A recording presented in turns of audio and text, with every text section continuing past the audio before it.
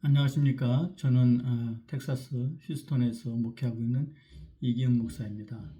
요즘 김문훈 목사의 욕설 사건이 많은 분들에게 큰 충격을 주고 있죠. 저 역시 이 소식을 접하면서 마음이 무겁고 안타까움을 느끼고 있습니다. 사실 저는 한국에서 목회할 때 김문훈 목사를 초청해 부흥회를 진행한 적이 있습니다. 그때 여러 대화를 나누기도 했고 제가 달란트 비유를 묵상하면서 깨달았던 내용을 나누었더니 본인이 그 내용을 설교에 사용해도 되겠냐고 물어서 흔쾌히 허락했던 기억도 있습니다. 그래서인지 이번 사건이 저에게는 더욱 안타깝게 느껴집니다. 이번 사건은 분명 목회자로서 결코 있어서는 안 될 일이라고 생각합니다. 그러나 동시에 우리는 이런 질문도 던져볼 필요가 있다고 생각합니다. 왜 이런 일이 일어났을까? 이런 일이 김문훈 목사 한 사람에게만 일어날 수 있는 일일까? 저는 이 질문을 가지고 몇 가지 생각을 나누고 싶어서 이 영상을 만들게 되었습니다. 먼저 분명히 말하고 싶은 것은 이런 일이 김문훈 목사 한 사람에게만 일어나는 일은 아니라는 것입니다. 지금 이 순간 그를 향해 비난을 쏟아내는 사람이라 할지라도 어느 순간에는 그와 같은 혹은 그보다 더 큰 죄를 범할 가능성이 있다는 사실을 우리는 겸손히 인정해야 합니다. 실제로 욕설보다 더 큰 죄를 범하는 목회자들도 있다는 사실을 저는 알고 있습니다. 그러면 이런 일들이 왜 일어나는 것일까요? 김문훈 목사의 사건을 보면서 저는 몇 가지 원인을 생각해 보았습니다. 첫째는 성장주의라는 독버섯의 문제입니다. 김문훈 목사는 저와 비슷한 세대의 목사입니다. 그 당시 신학교에서는 풀러 신학대학의 교회 성장학 이론이 널리 가르쳐졌습니다. 저 역시 그 신학을 배우며 성장주의에 깊이 영향을 받았던 목회자 중 한 사람이었습니다. 그러나 시간이 지나면서 그 교회 성장 이론이 많은 후유증을 남겼다는 것을 보게 되었습니다.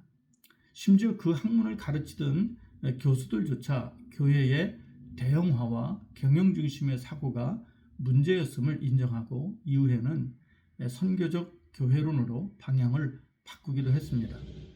한 영혼의 구원보다 교회의 규모와 성장에 초점을 두게 되면 결국 목회는 숫자를 중심으로 돌아가게 됩니다. 그리고 그 성장의 한계에 부딪히는 순간 목회자의 마음과 영혼은 큰 압박과 스트레스를 받게 되죠. 그 스트레스가 어디로 향할까요? 많은 경우 그 화살은 가장 가까운 사람들, 즉 가족이나 부교역자들에게 향하게 됩니다. 욕설과 같은 모습으로 말입니다. 그래서 저는 성장주의라는 함정에서 벗어나야 한다고 생각합니다.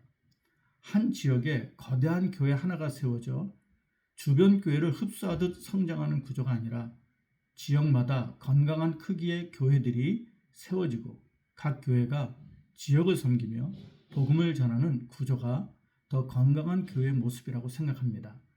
우리는 내 교회가 반드시 대형 교회가 되어야 한다는 성장주의의 유혹에서 벗어나야만 한다고 생각합니다.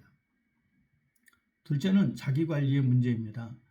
목회자의 자기관리에서 가장 큰 문제 중 하나는 지나치게 많은 일정과 외부 활동입니다. 외부 활동이 많아지면 교회와 성도들을 돌보는 일은 자연스럽게 부교역자들에게 맡겨지게 되지요. 김문훈 목사의 경우도 매주 여러 교회를 다니며 부흥회를 인도하고 방송 활동과 교단 활동 등 많은 외부 일정이 있었던 것으로 알고 있습니다. 이렇게 되면 정작 자신의 교회와 성도들을 돌보는 시간은 줄어들게 되죠. 그리고 교회 운영의 책임은 부교역자들에게 집중되게 됩니다.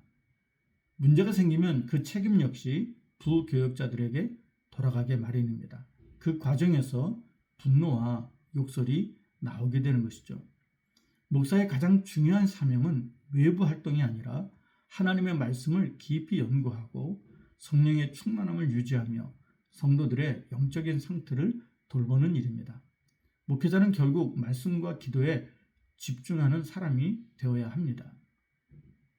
셋째는 도덕적, 윤리적 불감증의 문제입니다. 성경은 분명히 말합니다. 더러운 말은 입 밖에도 내지 말라. 왜 하나님은 이런 말씀을 주셨을까요? 언어는 그 사람의 영적 상태를 보여주는 가장 분명한 지표이기 때문입니다. 교회가 성장할 때는 괜찮지만 성장이 멈추고 정체되는 순간 많은 목회자들의 마음이 먼저 무너지기 시작합니다. 매주 교인의 숫자를 세게 되고 그 숫자가 늘지 않는 것을 보면서 마음속에 불만과 분노가 쌓이기 시작합니다. 처음에는 마음속에서만 욕을 했을 겁니다. 하지만 어느 순간 그 욕설이 입 밖으로 나오기 시작했을 겁니다. 목회자는 공인 중에 공인입니다. 목회자의 말 한마디는 교회뿐만 아니라 교회 밖에서도 큰 영향을 미칩니다. 그래서 목회자는 항상 자신의 영적 상태와 심리 상태를 돌아보아야 하죠. 말씀과 기도를 통해 자신의 마음을 점검하고 성령 충만한 상태를 유지하도록 끊임없이 노력해야 합니다. 김문훈 목사가 처음부터 욕을 하는 사람이었을 것이라고 저는 생각하지 않습니다. 목회 초기부터 욕을 하던 사람도 아니었을 겁니다.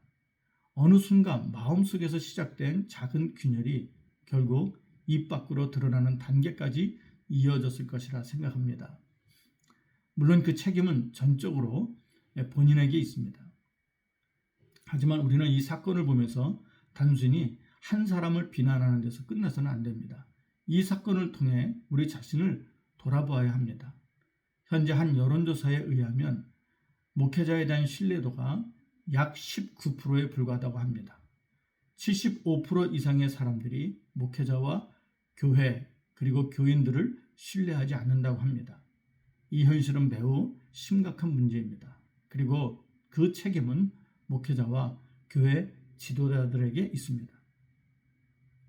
이 신뢰를 회복하기 위해서는 목회자와 평신도 지도자들이 서로를 견제하는 관계가 아니라 진정한 협력의 관계 속에서 교회의 본질적인 사명을 회복해야 합니다.